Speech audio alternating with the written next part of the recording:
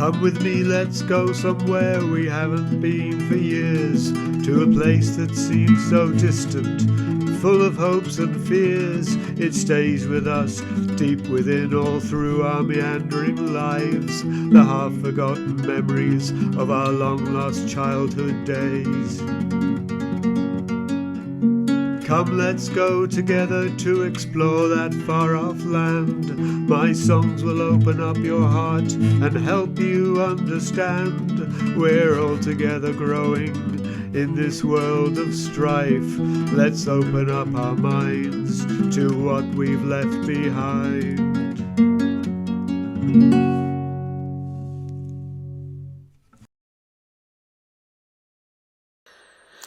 Hello, this is Mark Whitehead. Welcome to my presentation for the RRP project in August 2023. That was the brief opening number you heard, which introduces you to this journey on the subject of childhood, a topic I chose because it would give me the opportunity to explore my own psychology and also hopefully have wider interest for others, because everyone has had a childhood. So I'm taking an autoethnographic approach, meaning I'm using my own experience as research material. I'm also approaching it as practice as research, creating songs, which is the practice, and also using that process as research and examining other research, prompting the creation of further songs in a cycle of practice, research, practice. I wanted to find out if writing songs would benefit me in exploring my own childhood, and whether it might help others to do the same. So the research question became, how can songwriting be used as an autoethnographic tool to explore childhood experience? Here is a list of the songs created during the project. The ones in bold will be played in complete versions. The others will be presented as snippets. My methodology, as mentioned, was practice as research. This approach is illustrated in the basso-reflective cycle, showing the way theory relates to practice in an ideal creative cycle. Here is a slightly more detailed illustration of how practice as research can work, following the cycle through from the initial idea to the application of theories and techniques, through testing the theory empirically, to generating further creative ideas. The methodology is described by Robin Nelson as practice as research involves a research project in which practice is a key method of inquiry and where, in respect of the arts, a practice is submitted as substantial evidence of a research inquiry.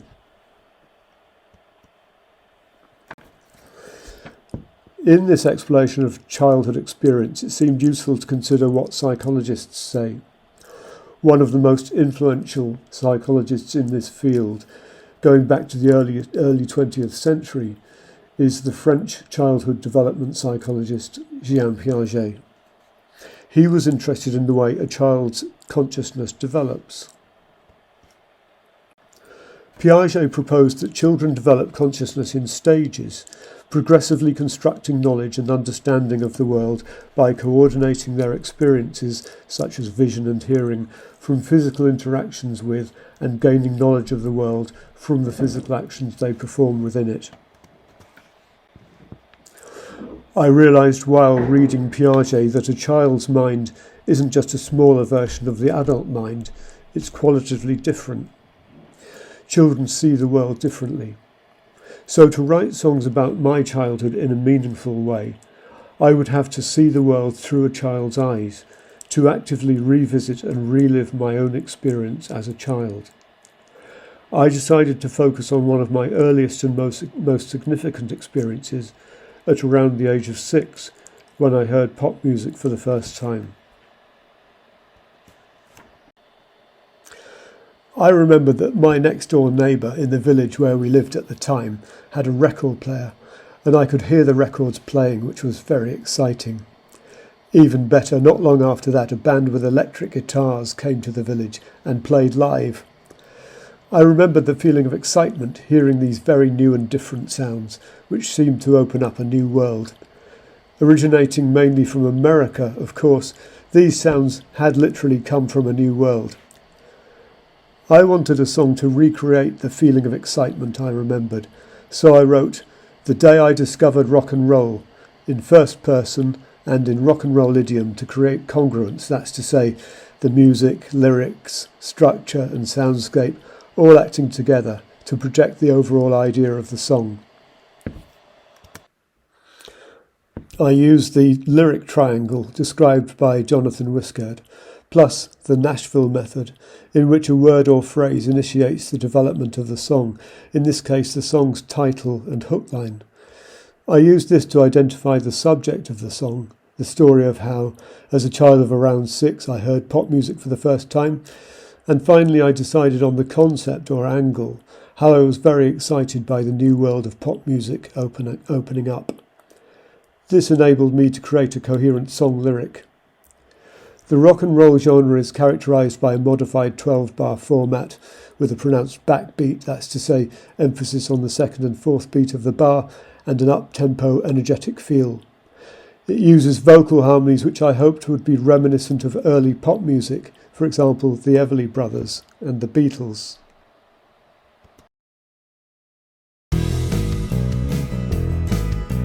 Sleepy little village tucked away in the hills of my childhood home. Nothing much doing but the fields and trees and the countryside where we roamed. But hey now listen, what's that I hear? It's a crazy kind of sound. It's coming from somewhere far away. It's electric and it's all about now.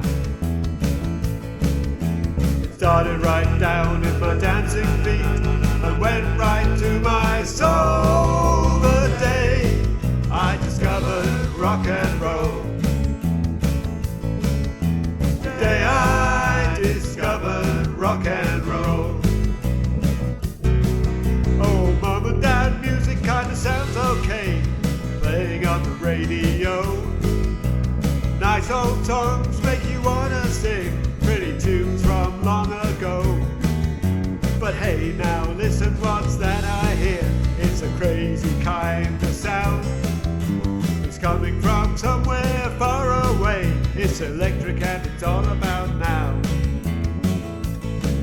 Oh, it started right down in my dancing feet and went right to my soul. The day I discovered rock and roll.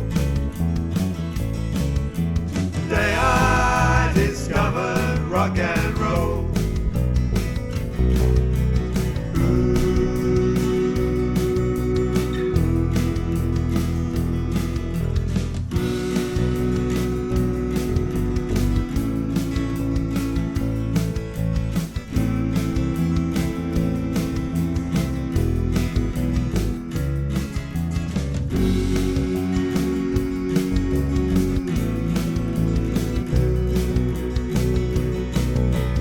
Sleepy little village tucked away in the hills of my childhood home. Nothing much doing but the fields and trees and the countryside where we roamed. But hey now listen, what's that I hear? It's a crazy kind of sound. It's coming from somewhere far away. It's electric and it's all about now. Oh, it started right down in my dancing feet and went right to my soul. The day I discovered rock and roll. The day I discovered rock and roll. Started right down in my dancing feet and went right to my soul.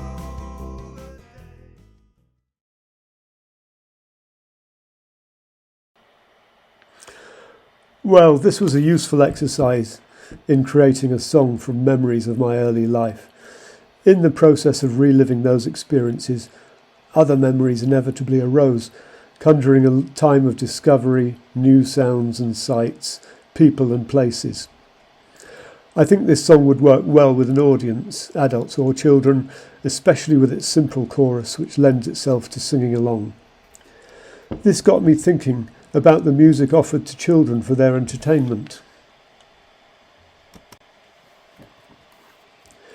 The earlier development of music for children shows a curious variety, ranging from Robin Hood to How Much Is That Doggy in the Window. It was often music created by adults for adults and later adopted as music for children, for example, Somewhere Over the Rainbow. The current chart for children's music shows a similar mix with everything from Baby Shark to a cover version of Happy Birthday by the Beatles. I discovered that music aimed specifically at children is big business. Baby Shark by the South Korean The Pink Fong Company is the most viewed YouTube video of all time, with more than 10 billion views to date. So, listening to songs aimed at entertaining children, it became clear they share certain characteristics. They are very conventional structurally and musically. The lyrics are always simple. Many of the songs are narrative, telling a simple story to keep the child's interest. The key insight here was that they entertain, but they don't attempt to offer first-person insights into the experience of children's lives. I wanted to write a simple narrative song aimed at entertaining children and conjured up the character of Little Davy. I decided on a theme of how he discovered that happiness is worth more than money, reflecting my own fascination with music as a child. I used the time zones technique proposed by Simon Hawkins in his influential book Song Maps to create the song. Song Map 3 is ideal for creating a narrative song, a great map for telling stories in Hawkins' own words. In this song map, each verse develops the story while the choruses provide a pause in between each verse.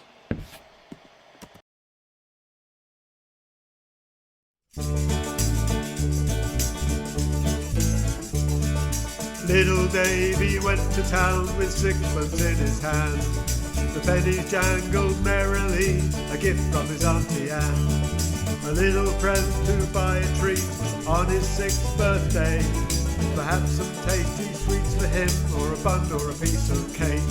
With a toodaloo, dum-de-rum, and a hooray, hooray, rah. Oh, I wonder what I'll buy. In creating this song, I learned that as a song for children, it was necessary to use a simple, conventional structure, rhyme and metre. The narrative needed to be simple, with enough detail to make it interesting, but not too much detail to make it overly complicated. In this song I conformed strictly to a kind of genre. It seemed quite predictable and in no way challenging. But the question arose, would writing in this way help me get closer to evoking childhood experience? I came across a book that seemed to point me in the right direction. The author asks how we can get into the inner life of our childhood and how we can express it. Ronnie Natoff says, the dominant images embedded and stored in the imagination are so personal and idiosyncratic, based as they are on the unique experiences of each of us and on the singular way in which we each view those experiences, that they seem untranslatable. Yet, when expressed artistically through the eye and in the voice of childhood memory, they can resonate deeply for others. This is the poetics of childhood. I concluded that I should return to the idea suggested to me by Piaget, that to write songs evoking childhood, I needed to try and relive the experience and see through the eyes of a child. Natoff examines the way writers have explored childhood.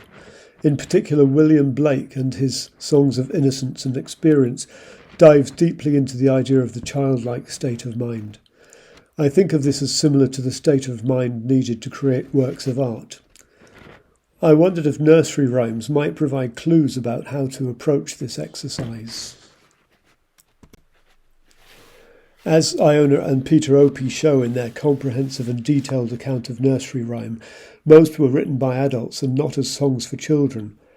Like modern children's songs, they're usually simple, rhyming, rhythmic, conventional and often narrative, I decided to attempt this format by turning Little Davy into a nursery rhyme. Little Davy went to town, 3 pennies in his hand.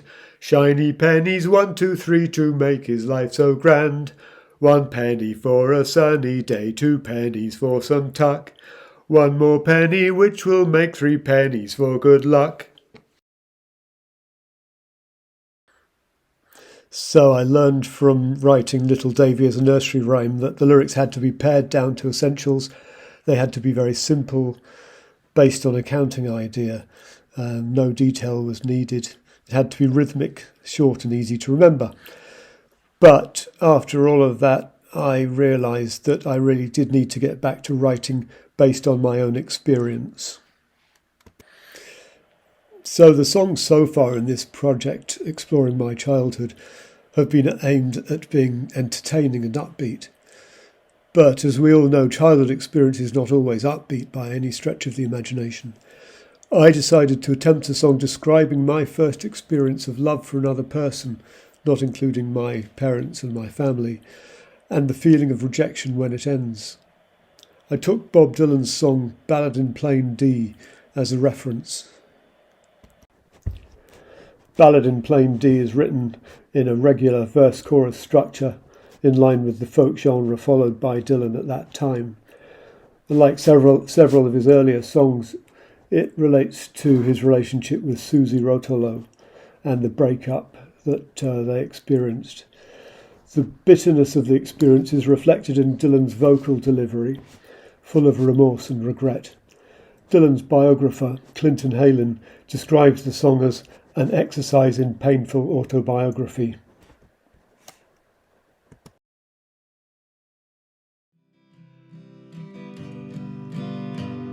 And then one day in the fading sun, she said goodbye and then she was gone.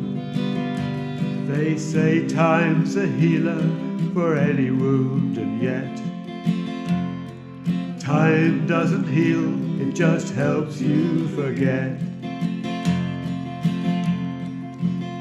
Oh, time doesn't heal, it just helps you forget.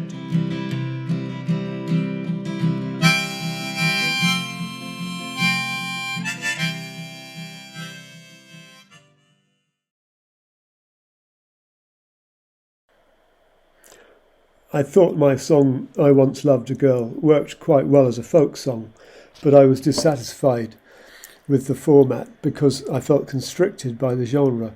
The demands of writing to a strict metre and rhyme scheme seemed to limit my choice of words. Also, while paying homage to Dylan's song, it felt too much like a pale imitation. It might have been better to start with a clean sheet, perhaps without the constraints of writing to a formal genre. I thought of trying to write in a more psychological way. Ballad in Plain D is a personal, psychological song, but for Bob Dylan, not for me. I decided a more authentically personal approach was needed for my exploration of childhood experience. In pop music history, there was a time when the main current changed from commercially written songs to more personal, psychological material. In the world of poetry in the late 1950s and 1960s, there was a move to the confessional by writers such as Sylvia Plath and Robert Lowell. As described by David R. Shumway in the Cambridge Companion to the Singer-Songwriter, this was echoed later in pop music with artists such as James Taylor, Joni Mitchell and Carole King, who took a confessional stance in their songs, revealing their interior selves and their private struggles. Two of the 20th century's greatest songwriters, John Lennon and Paul McCartney, took this to a new level with their double A-side Penny Lane and Strawberry Fields Forever in 1967. The contrast between the two songs, each evoking their author's childhood, is informative. Paul McCartney's Penny Lane is a bright, melodic song describing the sights and sounds of a part of Liverpool he remembered. Ian MacDonald says it is both alive and knowing, but above all, thrilled to be alive. Lennon said of it, "The bank was there, and that was where the tram sheds were, and people waiting, and the inspector stood there. The fire engines were down there. It was just reliving childhood."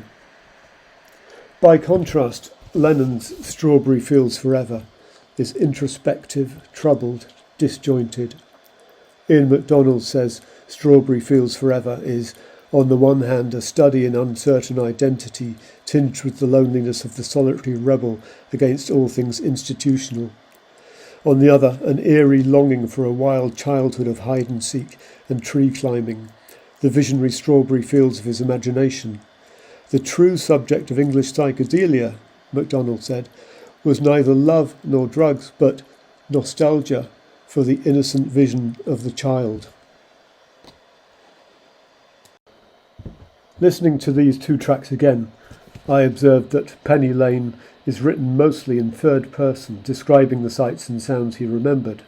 It's musically quite conventional, though it has some interesting modulations. It's bright and clear and relatively undemanding for the listener. Strawberry Fields Forever, on the other hand, is introspective, disjointed and musically rather atonal and chromatic. It's much more demanding for the listener. It's in first person, creating a much more personal feel. Strawberry Fields Forever not only describes childhood experience lyrically, but evokes it musically and sonically. In the songs so far in this project, I've written within preconceived genres, but I became aware of the limitations that this led to, and it led me to ponder what genre is and whether it provides useful tools in an autoethnographic exploration of childhood. So, what is genre? According to Simon Frith, labelling according to genre, whether in films, magazines, TV programmes or popular music, lies at the heart of pop value judgments. Audiences expect their pop music to fit into a genre of some kind or other. And further, genre provides musicians with quick ways to communicate among themselves. Franco Fabri proposed a complex set of genre rules. He said a musical genre is a set of musical events, real or possible, whose course is governed by a definite set of socially accepted rules. Formal and technical rules, semiotic rules, behavioural rules, social and ideological rules, and finally commercial and ideological rules. Nijus describes musicians working in relatively stable genre worlds, within which ongoing creative practice is not so much about sudden bursts of innovation, but the continual production of familiarity. Frith concludes, genre is not determined by the form or style of a text itself, but by the audience's perception of its style and meaning, defined most importantly at the moment of performance.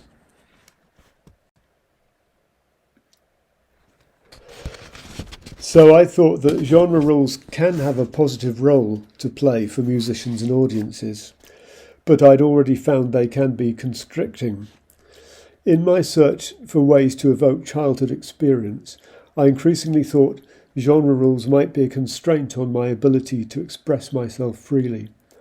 I wanted to find out what it would be like to try and write a song without any genre rules, to see if this could help evoke childhood experience more effectively.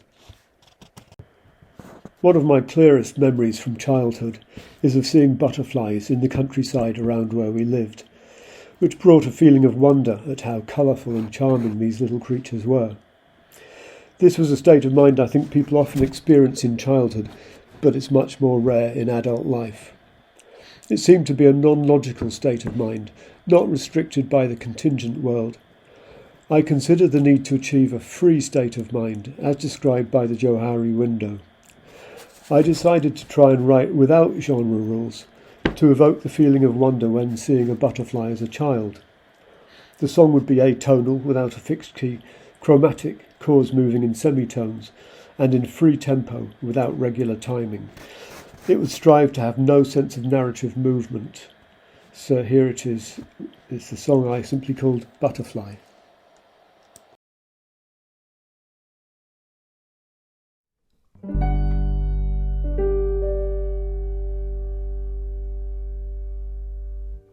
coming to my world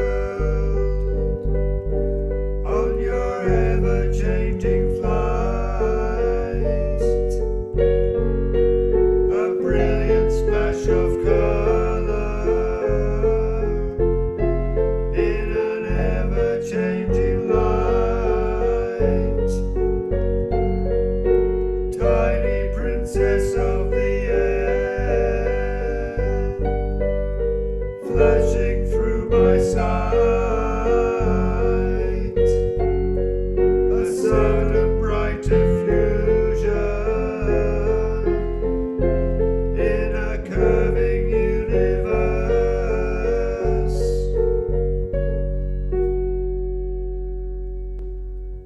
Look at the hills and the sky, a tiny speck of light, flash of colour appears, of blue and red and white, serene in the sunshine, in the rolling hills, blue skies and the bright day, roaming in the wild. One and one makes two, but still remains as one. You and I are separate, but now we're of one mind.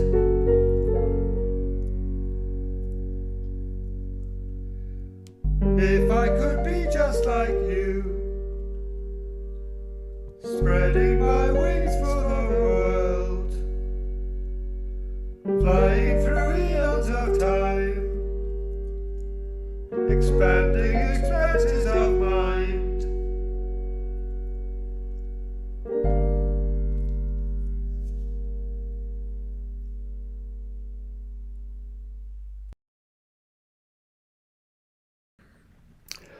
I found that writing without preconceptions of genre rules succeeded in freeing up my imagination.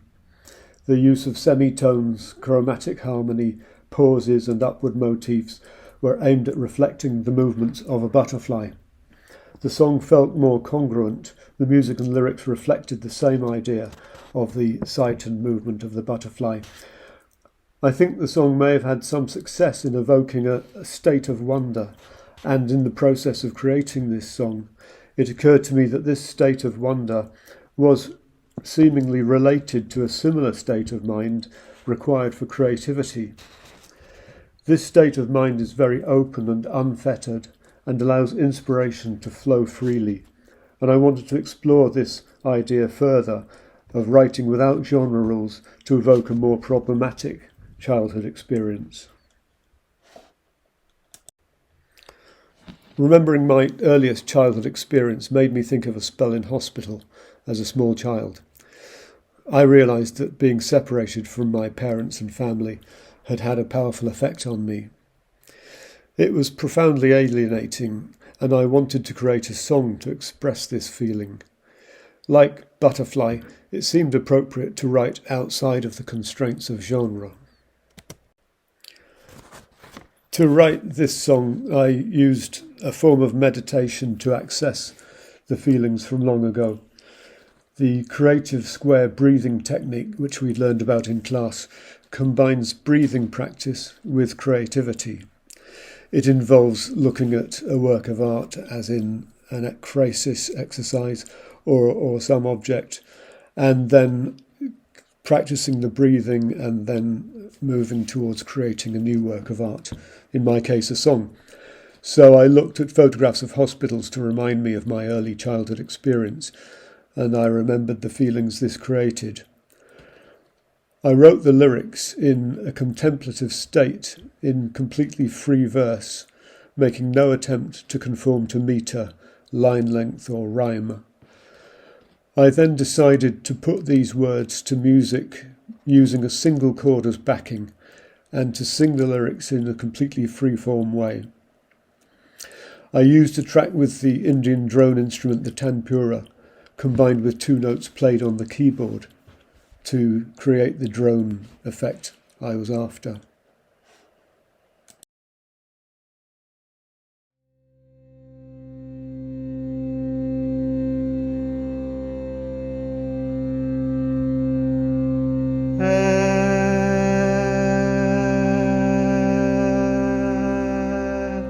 I remember the air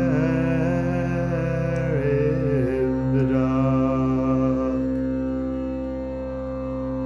and the feel of the sheet on my bed, but it was cold, nothing there, no one near,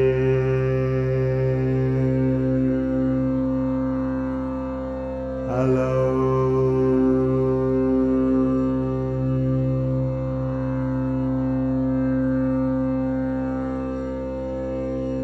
I don't want to be there, though how could I know why I was there? The night silent, splitting sound,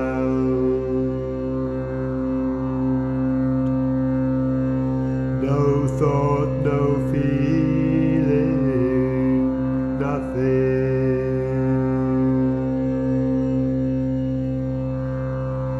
Left there, no mother, no father, only strangers like me, suspended midair, suspended in time, while the hours go by, the morning comes, you can see to the street outside, people passing by, cars, buses, the world on its way. The days go by, postcards from outside, a collection of mine, pictures from the world.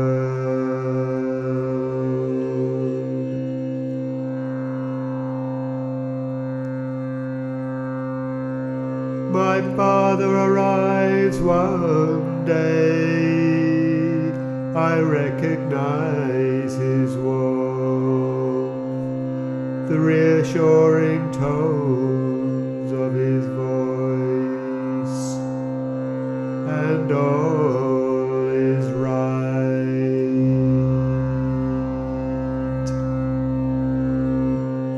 But now he has to go.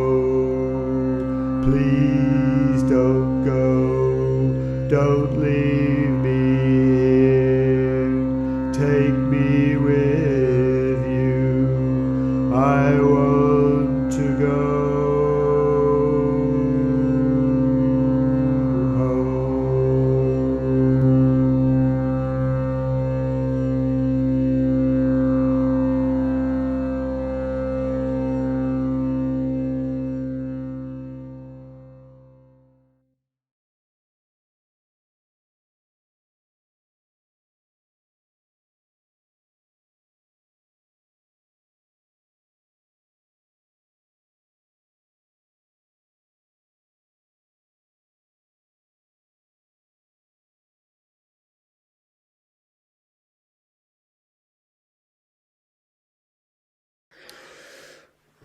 While creating that song, Air, I became increasingly aware that contemplating my childhood was bringing back long-forgotten memories. it was enabling me to become more self-aware and at the same time more aware of others. This is potentially useful for me in my life in the future. But of course, for some, this could prove traumatic, bringing back old memories which could be very disturbing. However, I wanted to further contemplate my very earliest experience as an aid to self-awareness. So I wanted to go back to the very earliest days of my life, to the sensory motor stage described by Piaget, up to the age of 18 months or so. It's a time only very dimly remembered, if at all. So I was in a pram looking out at the world. All was new, nothing yet made sense. And a song would need to reflect that sense of impermanence, lack of understanding. I have to say I don't really have any memories of that time, so I am using my imagination to recreate it. But I think it's a worthwhile exercise anyway. The continuously flowing lyrics on rising and falling semitone pairs were aimed at creating that sense of freeform, of not being rooted, of not really understanding what you're seeing and hearing. There's no home key in this piece. And I've also added an effect of fading in and out the sound to kind of, I thought, recreate that sense of the baby dozing, drifting in and out of sleep.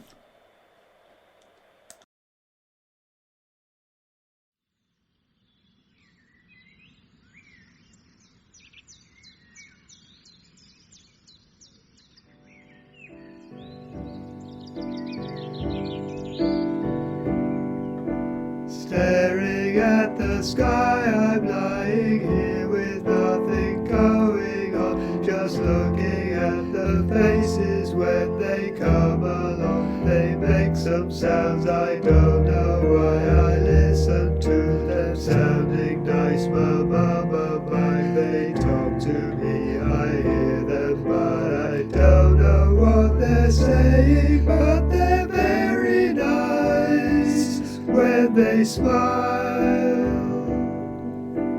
Sleeping, dreaming in the world I hardly know. I've only been here for a week or two. It seems so nice with everybody looking after me. One day I'll say some words and learn about the world, but meanwhile I'll just stay here now. I'm feeling warm and happy, and it looks and sounds and tastes so good.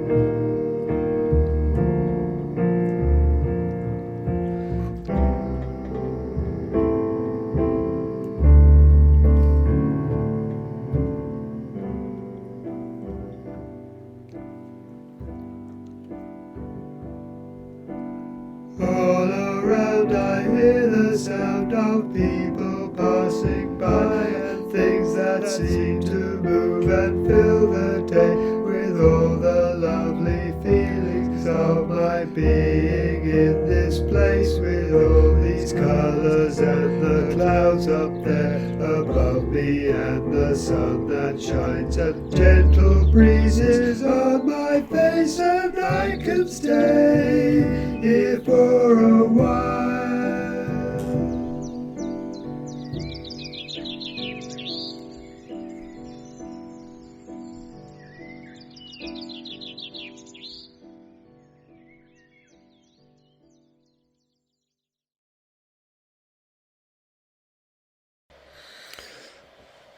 So I found while writing and recording Baby Song that it is, of course, quite challenging to write without using any structure, without any genre rules at all. I did have to go back and edit some of the lines in Max Martin style to make sure the number of syllables in each line was regular. But anyway, I realised that as an adult it's very difficult to recreate the world as experienced by a baby. I needed to completely empty my mind to write this song, turning it almost into a blank canvas. And this state of mind, of course, is similar to, I thought, the state of grace, the nirvana or moksha, liberation, described by the major world religions. That struck me as an interesting insight. I realised that there has to be a compromise when trying to write about these experiences between our adult rationality and the pre-rational or non-rational state of mind that's conjured up by, well, probably every experience, but certainly experiences from childhood tend to be non-logical. And I also realised that there has to be a similar compromise between being completely free of genre rules and working within a genre of some sort, or working with some genre rules, so that the song that you're creating is listenable, as it were, and not just completely chaotic, which would be confusing for an audience. So I've talked quite a lot in this project about states of mind, and it does seem to me that there's a relationship between three similar states of mind. First of all, there's the childlike state of wonder that I've talked about when revisiting my own childhood experience, the state of mind of the child being completely free, unencumbered by adult rationality. And then there's the state of grace or nirvana or liberation talked about in the major world religions, which I thought was a similar state of mind in a way, completely opening your mind. In the case of religions, it's opening your mind to God or the Supreme Being or whatever. But then thirdly, I thought that the creative state of mind, the state of mind needed to receive inspiration for writing songs or creating any kind of work of art, is again somewhat similar. It's a state of openness, complete receptivity. So I thought it was interesting to compare these three states of mind and to wonder whether there might be some similarity or some link between them. And the key insight which I gained towards the end of the project, which came as some surprise to me, was that I'd started out at the beginning of the project by asking if songwriting can be used as a tool for rediscovering childhood experience. But I discovered in the course of the exploration of my childhood experience that actually, in reverse, achieving a childlike state of mind can bring about the ideal conditions for creative songwriting. So, attempting to create this state of mind of childhood wonder could be incorporated into the practice of songwriters. So there's this two-way process, songwriting, state of innocence and songwriting. It seems to go both ways. So, what to do with all this material created during this project? Well, first of all, I intend to put the songs together into an album, which I will then distribute on Spotify and so on. I'll call it something like Early Days or Once Upon a Time. I'll create some more songs to create a total of perhaps 10 songs for the album. It might also work effectively to do the songs, but also to include spoken word as a commentary on the songs in between each one, perhaps, around this subject of remembering childhood and what it can mean. But the material created in this project, I think, will also work extremely well in a progressive pathway, working in the community, working with people to help them explore their own childhood memories. It could be presented as a toolkit for workshops on reliving childhood, along the lines of the projects devised by, for example, Kit Ashton, working with young people in Jersey to explore the endangered Jere language, or Justin Borland, who works in prisons with young people as a means of trying to use songwriting to make the best of their lives. Or Sophie Daniels' Liberty's Mother project, which she's created and disseminated to Parliament, among others, to create change around the issue of baby loss. This workshop package could be called Exploring Childhood, or Looking Back to Look Forward, perhaps. It could be used to run workshops with a wide range of groups, including, for example, elderly people, including those with Alzheimer's.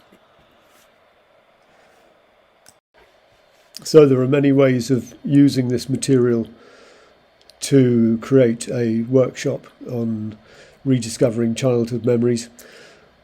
So I intend to offer it in that way to my local theatre, who run a range of community outreach groups.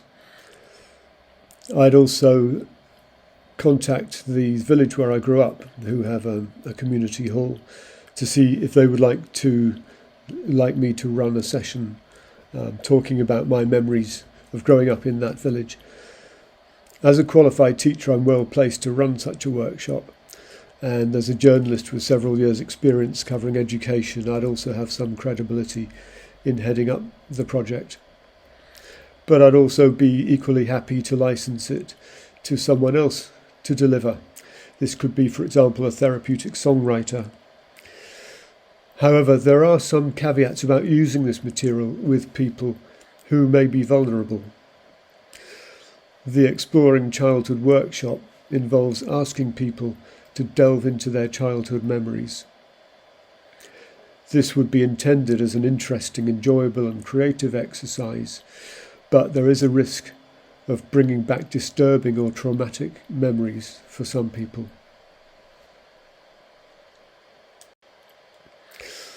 There'd need to be rigorous protocols in place, together with appropriate professional therapeutic support, in case of remembering childhood triggering traumatic reactions.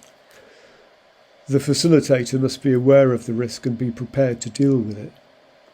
Professional advice would have to be sought on how to run such a session, and the safeguards that would be adopted, taking advice from professional bodies in this field, would include, for example, a full account being given of what the session will involve to the participants at the beginning of the session, and they must be asked to give their informed consent to take part. There must be a clear invitation to the participants at the start, and if necessary during the session, to indicate if they're uncomfortable at all.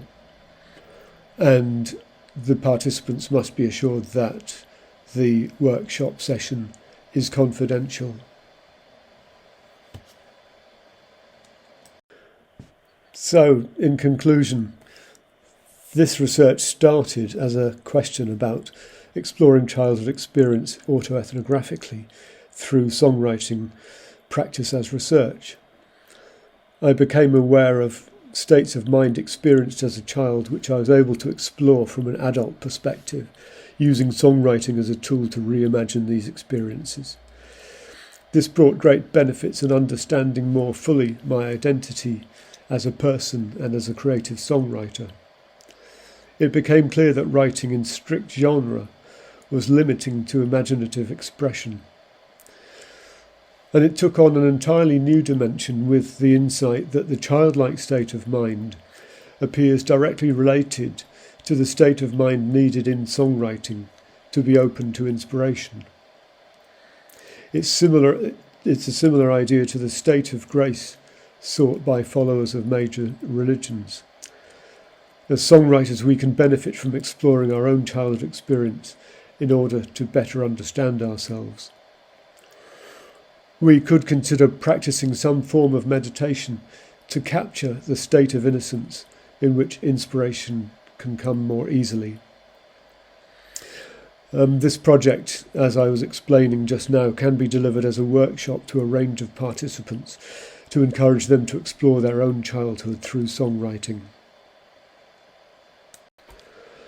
And for further research, I think research is needed into the state of innocence the childlike state of mind in which inspiration seems most likely to occur for the songwriter or other artists. Suitably developed and with appropriate professional support, techniques reliving childhood experiences through songwriting could be adopted for use in therapeutic settings. The childlike state of mind could be incorporated into educational settings involving songwriting or other creative arts. And the project raised questions about how to reimagine childhood experiences, which could be further explored in research. I think the research is probably best conducted ethnographically and qualitatively, based on the subject's memories, imagination, and storytelling through songwriting. Here and on the next slide is the bibliography, a complete list of all the books and other sources used during this project, either quoted directly or referred to.